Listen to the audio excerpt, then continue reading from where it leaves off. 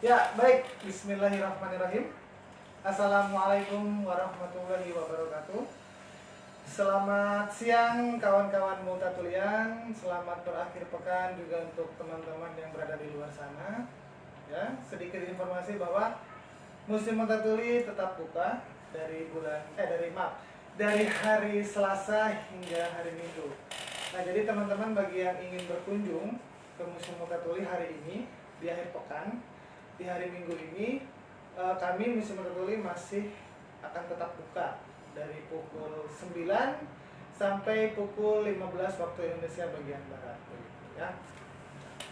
Jadi teman-teman, pada pertemuan minggu lalu kita sudah membahas mengenai puisi, pembacaan puisi Saidja Adinda begitu. Kemudian di minggu yang lalunya kita sudah membahas mengenai daftar Bupati Lebak dari masa ke masa.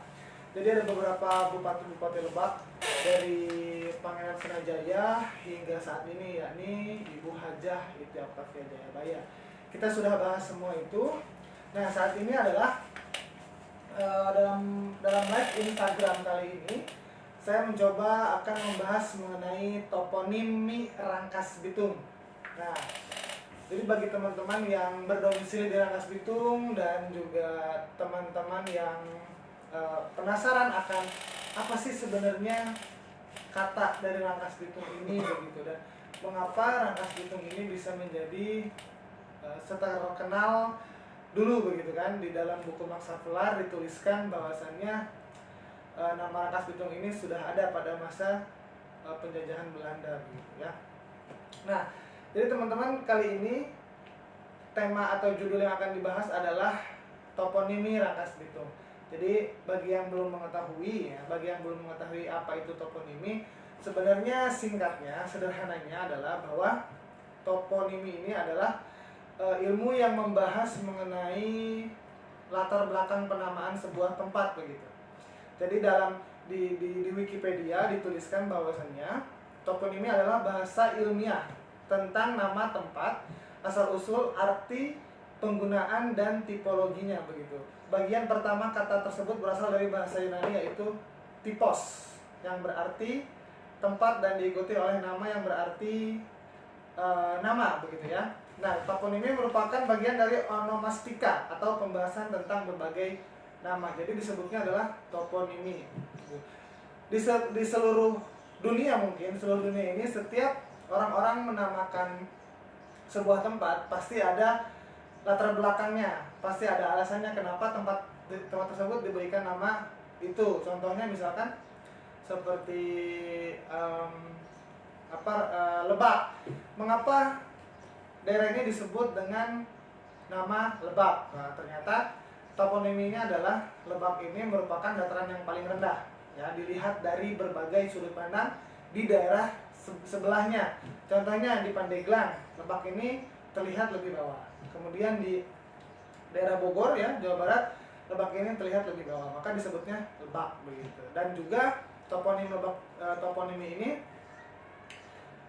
tidak melulu harus membahas mengenai sejarah, namun ada latar belakang penamaannya yang diambil dari sebuah legenda atau dari cerita masyarakat saat itu begitu.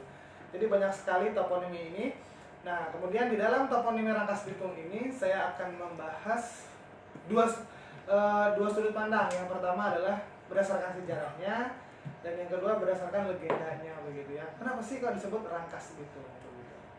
Nah, jadi sebelum kita jauh membahas mengenai Rangkas Bitungnya, kita akan membahas tentang toponimi. Tadi toponimi sudah mengetahui ya, bahwa sederhananya adalah toponimi itu ilmu yang membahas mengenai latar belakang sebuah penamaan tempat atau nama-nama rupa bumi lah gitu, makanya disebutnya toponimi begitu. Nah, jadi teman-teman, siapa yang tidak mengenal Rangkas Bitung? Siapa yang tidak mengenal Rangkas Bitung bagi orang-orang yang ada di Provinsi Banten begitu ya, dan juga di luar mungkin sudah mengetahui apa itu di mana itu Rangkas Bitung begitu.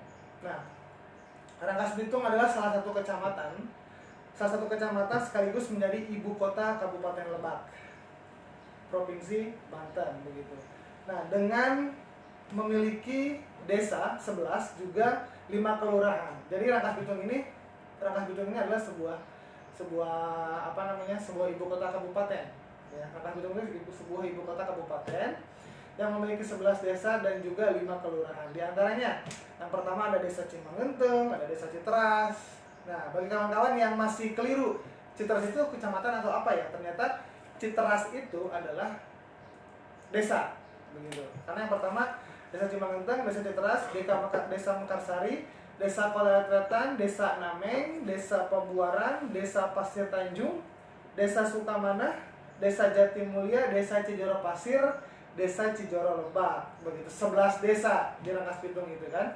Nah, kemudian 5 kelurahannya. Kelurahannya adalah Muara Ciujung Timur, Muara Ciujung Barat, Rangkas Bitung Timur, Rangkas Bitung Barat, dan juga Rangkas Bitung Girang, begitu. Jadi 11 desa dan 5 kelurahan. Itulah di Rangkas Bitung. Nah, tata letak kota Rangkas Bitung ini menganut pada sistem kerajaan. Karena mau tidak mau Rangkas Bitung ini dahulunya merupakan bagian dari Kesultanan Banten gitu. Maka tata letaknya adalah tata letak yang menganut pada tata letak sistem kerajaan. Nah, tata letak kota Rangkas Bitung ini menganut pada sistem kerajaan di mana alun-alun dan alun-alun, masjid dan pendopo menjadi pusat kota. Jadi tidak menjadi hal yang aneh lagi bahwasannya sebelum pandemi di sekitaran alun-alun Rangkas Bitung ini pasti ramai sekali karena menjadi pusat kota begitu. Jadi pusat titik keramaian masyarakat Kota Rangkas Bitung umumnya, khususnya dan umumnya Kabupaten Lebak begitu. Maka di alun-alun ini, sekitaran alun-alun, pendopo itu menjadi titik keramaian warga Kabupaten Lebak. Nah, Rangkas Bitung ini memiliki perbatasan-perbatasan, ada utara, ada selatan, timur, dan barat begitu. Di sebelah utara, Rangkas Bitung berbatasan dengan Kabupaten Serang. Sebelah selatan berbatasan dengan Kecamatan Cimarga dan berbatasan dengan Kecamatan Karanganyar ya. Karena kenapa? Karena Karanganyar ini merupakan pemekaran dari Kecamatan Rangkas Bitung begitu. Jadi awalnya Karanganyar ini, sebagian dari Karanganyar ini masih masuk ke dalam Kecamatan Rangkas Bitung karena di Pekar gitu ada pemekaran wilayah, maka Karanganyar membuat sebuah kecamatan baru begitu. Nah, jadi Rangkas Bitung di sebelah utara berbatasan dengan Kabupaten Serang, di sebelah barat berbatasan dengan Kecamatan Karanganyar begitu. Kemudian di sebelah baratnya berbatasan dengan Kecamatan Maja. Dan di Rangkas Bitung ini juga terdapat 2 sungai yang melintasi kawasan Rangkas Bitung. Jadi sudah tak aneh lagi bahwasannya di Rangkas Bitung ini sering sekali banjir. Sering sekali banjir karena memang wilayahnya dilintasi oleh 2 sungai besar begitu ya. Yang pertama itu sungai terbesar dan terpanjang di Provinsi Banten, yakni Sungai Ciujung. Nah, Sungai Ciujung ini tidak jauh dari Museum Multatuli. Ya, kurang lebih sekitar 100 meter lah ke Sungai Ciujung begitu ya. Kemudian yang kedua adalah Sungai Ciberang. Nah, kalau Sungai Ciberang berhulu di Kabupaten Bogor. Jadi Rangkas Bitung ini dilintasi oleh dua sungai besar. Yang pertama Sungai Ciujung, yang kedua Sungai Ciberang. Jadi tidak aneh lagi jika memang selalu banjir saat itu. Tapi alhamdulillah saat ini Rangkas Bitung kota ya minim sekali dari banjir begitu. Jadi alhamdulillah begitu kan. Nah, kemudian membahas mengenai Rangkas Bitung ini pasti kita langsung tertuju pada seorang Belanda yang saat itu menjabat sebagai asisten presiden, yakni Edward Toosdekker, atau kawan-kawan mungkin lebih mengenalnya dengan istilah Multatuli. Jadi Multatuli itu adalah Edward Toosdekker, ya kan, yang saat itu menjabat sebagai asisten presiden. Itu bertempat tinggal di Rangkas Bitung. Nah, kemudian sebentar.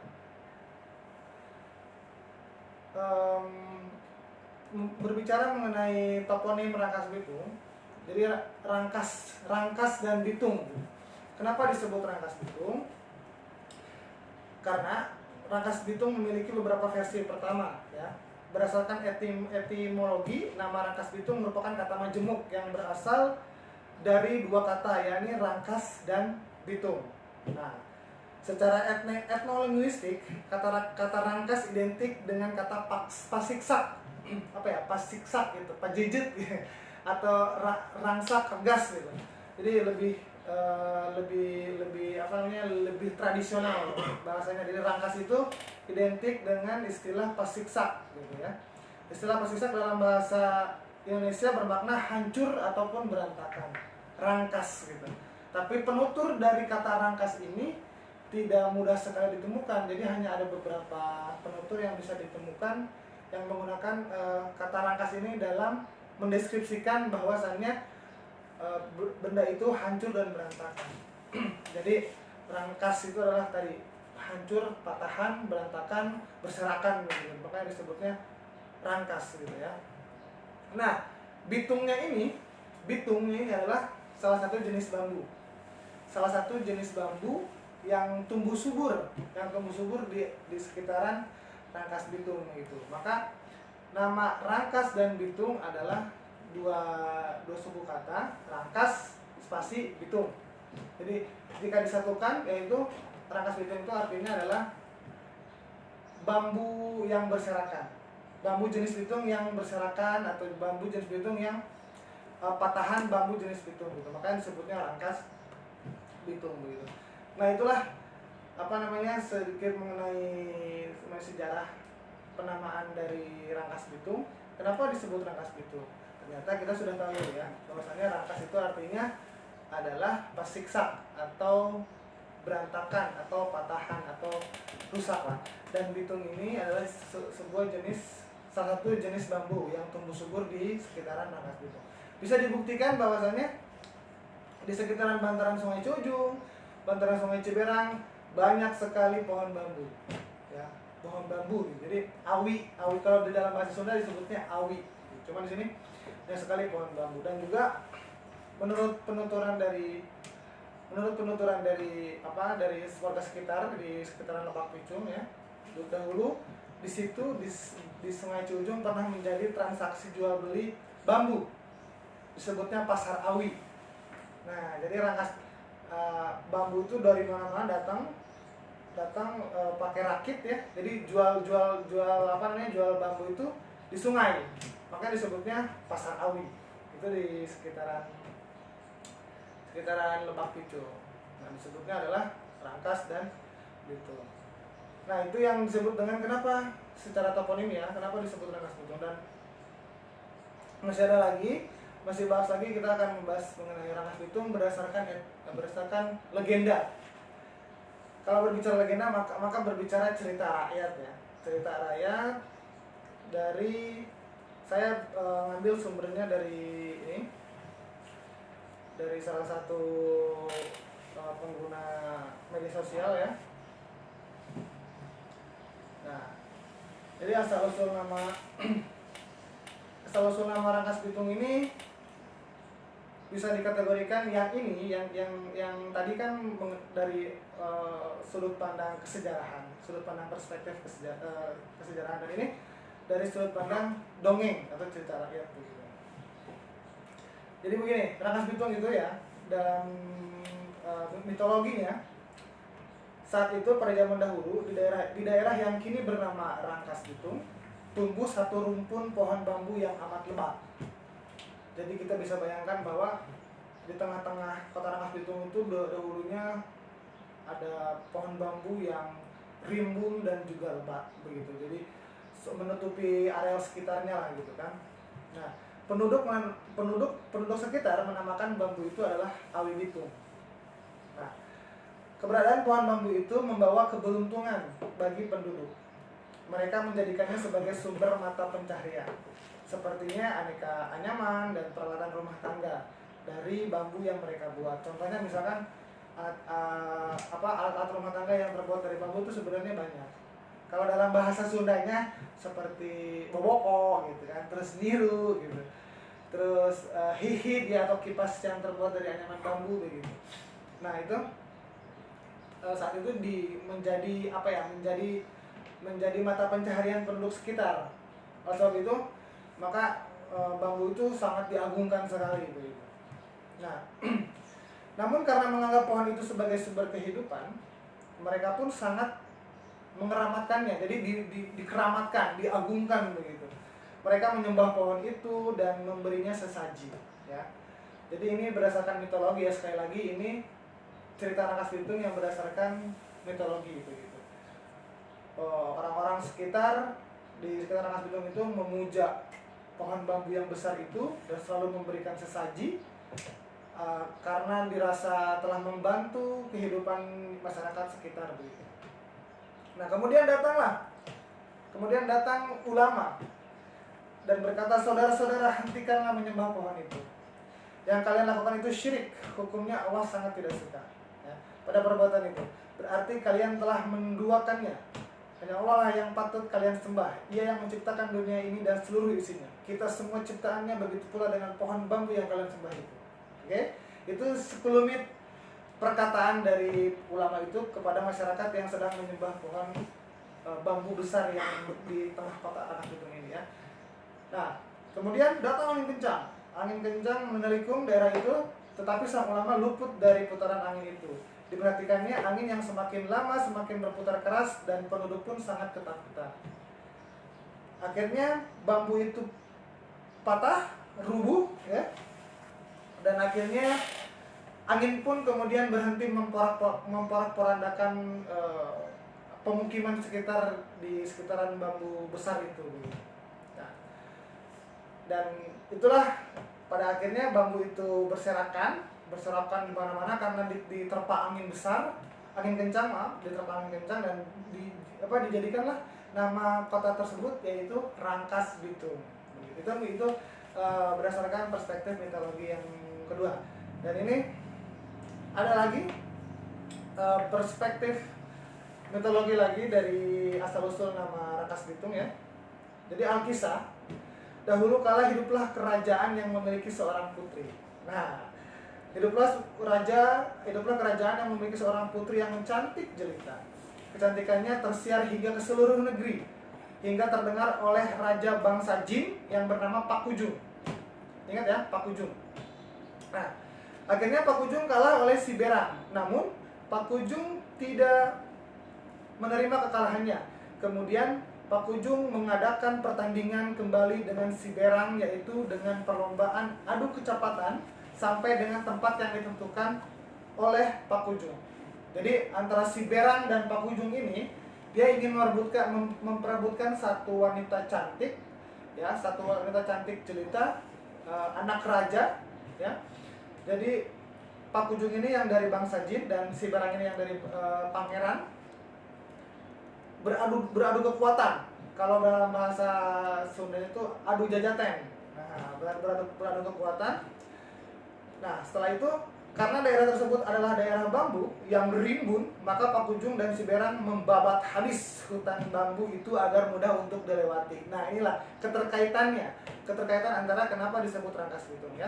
Jadi pasti di setiap cerita, baik di cerita dalam perspektif sejarah, dalam perspektif toponim penamaan sebuah tempat, atau dalam perspektif mitologi pun pasti selalu ada cerita bahwasannya bambu ini yang tadinya banyak kemudian ditebang habis-habisan dan berantakan begitu. Karena memang rangkas ini, kata rangkas ini adalah berasal dari kata pasiksak ataupun rusak dan juga patahan, ya.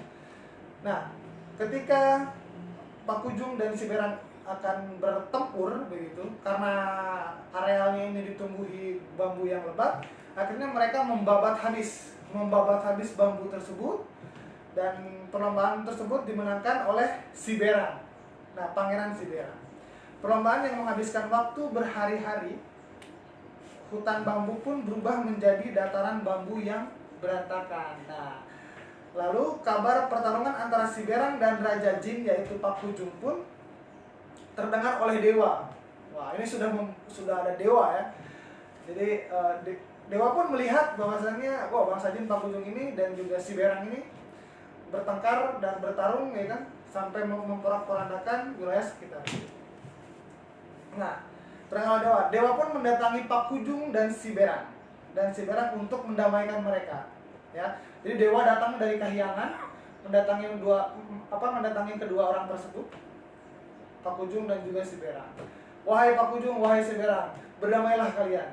Janganlah kalian bertengkar, karena bertengkar itu hanya akan membuat ketamakan begitu. Nah, itu dewa berusaha untuk mendamaikan ya. Dewa berusaha untuk mendamaikan antara Pakujung dari bangsa jin ini dan Siberang ini. Ya. Nah, kemudian namun Pakujung yang mempunyai perangai yang jahat tidak mau menerima kekalahannya kembali, dan ia pun ingin mengajak pertarungan lagi untuk mendapatkan sang putri. Wah, ternyata Pakujung ini ya, selain dia dari bangsa jin, selain dia arogan, ternyata dia pun pantang menyerah begitu ya. Pantang menyerah gitu, karena dia tidak menerima kekalahan. Akhirnya dia berusaha untuk mengajak Siberang ini untuk berlomba yang kedua kalinya. Nah, karena si Pakujung mengajak untuk bertarung lagi, dewa yang mengetahui pertarungan sengit itu, ya kan, dewa yang mengetahui pertarungan sengit itu terjadi disebabkan Pakujung dan Siberang merebutkan seorang putri. Mengetahui hal tersebut, dewa pun marah dan geram, sehingga dewa mengutuk mereka menjadi sungai. Nah, jadi Pakujung ini dia dikutuk menjadi sungai Ciujung, dan Siberang dikutuk oleh dewa menjadi sungai Ciberang. Nah, maka sebab Siberang dikutuk menjadi sungai Ciberang dan Pakujung menjadi sungai Ciujung, namun kedua sungai tersebut memiliki perbedaan antara Ciujung dan Ciberang ya. Yaitu Ciberang memiliki warna air yang bening sesuai dengan Siberang yang baik hati. Sedangkan Pakujung memiliki warna air yang keruh karena Pakujung mempunyai hati yang jahat. Oh, gitu. Jadi kenapa Ciujung ini warnanya selalu kuning gitu? Selalu kuning, dan Ciberang juga warna dari hulunya itu dari hulu Ciberang itu warnanya bening gitu. Oh, ternyata bisa dihubungkan dengan cerita rakyat atau mitologi yang beredar di masyarakat bahwasannya Sungai Ciujung berwarna keruh ini karena seorang Pakujung dari bangsa jin ini yang memiliki hati jahat. Oleh sebab itu maka dikutuk oleh dewa menjadi Sungai Ciujung yang airnya terus-terusan keruh gitu kan.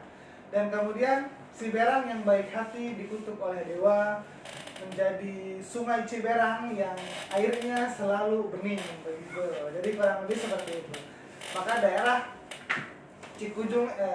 Ciujung dan Ciberang ini adalah nama sungai besar yang melintasi kota Rangkasbitung.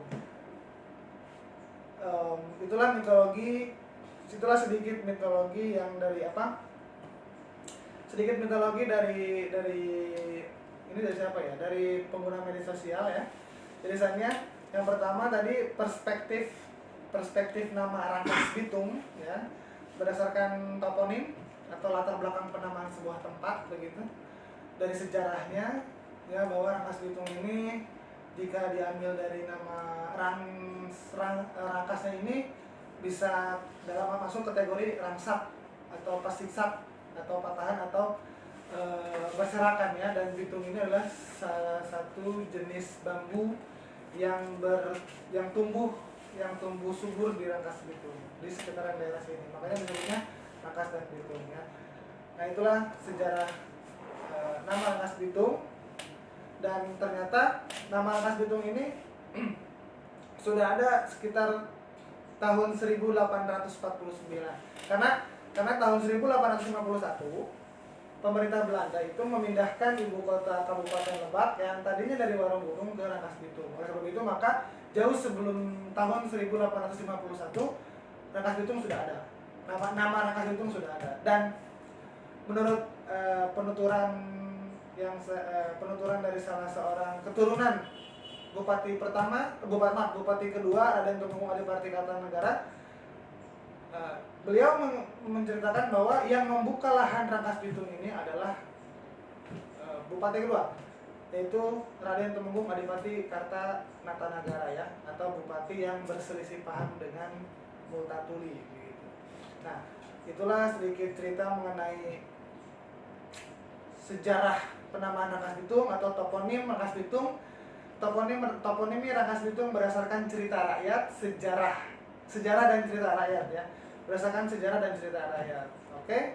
Nah, jadi teman-teman bagi yang ingin mengetahui lebih mengenai Rangkas Bitung dan juga nama-nama kecamatan lain ya di Kabupaten Lebak, nanti kami akan melis lagi, kami akan mencoba untuk membahas 28 kecamatan ya.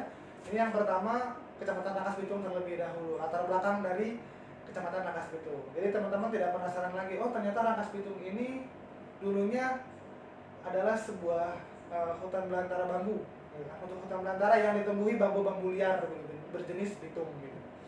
Dan kemudian berdasarkan mitologinya, Rangkas Bitung ini pun tadi saya ceritakan bahwasanya ada salah satu ulama yang memberikan nasihat kepada masyarakat setempat bahwasanya tidak boleh menyembah pohon. Jadi pesan moral yang disampaikan oleh cerita rakyat ini adalah bahwasanya kita memang tidak boleh berbuat macam-macam syirik gitu.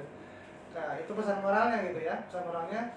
Dan kemudian angin menerpa pohon bambu yang menjadi pujaannya masyarakat setempat hancur dan akhirnya menjadi kota Rangkas Bitung ya, karena bambunya yang berserakan. Nah, kemudian mitologi yang kedua adalah cerita Pakujung dan Siberang. Dan makanya kalau Pakujung dan Siberang ini sebenarnya lebih fokus pada penamaan sebuah sungai. Dua sungai di sini, Sungai Jujung dan Sungai Ciberang begitu. Tapi di dalam naskah ceritanya ini ada hal yang menceritakan tentang ketika Pakujung dan Siberang akan melangsungkan perlombaan, trek perlombaannya ini ya, trek lombanya ini ditumbuhi oleh banyak pohon bambu dan akhirnya dibabad habis gitu ya, ditebang habis dan akhirnya untuk berserakan gitu. Disitulah diambil nama Rangkas Bitung tersebut. Nah, Pakujung ini yang kemudian dikutuk oleh dewa dari Kahyangan menjadi sebuah sungai Ciujung yang warnanya sering keruh karena sesuai dengan hatinya yang jahat begitu, Pakujung ya. Lalu Siberang dikutuk oleh dewa dari Kahyangan menjadi Sungai Ciberang yang berhulu di Bogor dan warnanya selalu bening begitu, sesuai dengan hatinya yang selalu baik. Maka pesan moral yang kita bisa dapatkan, jangan berbuat jahat, nantinya seperti Pakujung selalu keruh gitu. Oke? Terima kasih telah menonton live Instagram kali ini. Live Instagram toponim Rangkas Bitung berdasarkan sejarah dan cerita rakyat begitu. Insya Allah di pertemuan selanjutnya kami akan membahas kecamatan di Kabupaten Lebak selanjutnya begitu. Jadi ada 27 kecamatan lagi. Banyak, ada Lebak Kedong, ada Maja, ada Muncang, ada Sajira, ada Lewi Damar, ada juga Karanganyar, Warung Gunung ya, ada Cigemblo, ada Cibareno, ada juga Cibeber, ada juga Malingping, Bayah, Penggarangan, masih banyak. Nanti kita akan bahas, insya Allah kita akan bahas sebanyak 27 lagi, 27 kecamatan lagi di Kabupaten Lebak. Kami akan bahas toponimnya dan juga toponimnya yang berdasarkan sejarah dan mitologi rakyat. Oke.